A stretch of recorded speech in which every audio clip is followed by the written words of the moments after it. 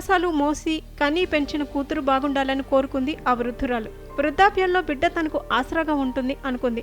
కానీ కూతురు మాత్రం తల్లి ప్రేమ వాత్సల్యం కంటే డబ్బే ముఖ్యమని భావించి కర్కశంగా ప్రవర్తించింది. తల్లి వద్ద ఉన్న బంగారాన్ని లాక్కొని ఆమెను దట్టమైన అడవిలో వదిలేసింది. తాను ఎక్కడ ఉన్నానో తెలియక ఆ వృద్ధురాలు 2 రోజులు తిండి తిప్పలు లేక అపస్మారక స్థితికి చేరుకున్న ఘటన జగిత్యాల జిల్లాలో చోటు చేసుకుంది.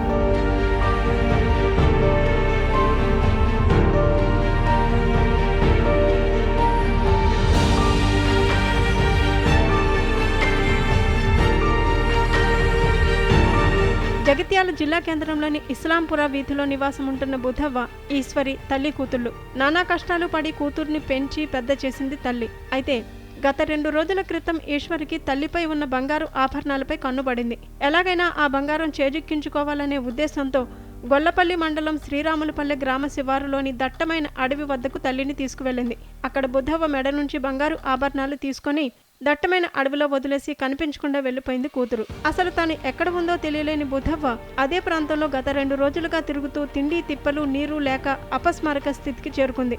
అటుగా వెళ్తున్న యువకులు ఆమెను గమనించి జిల్లా సంక్షేమ శాఖ అధికారులకు సమాచారం ఇచ్చారు.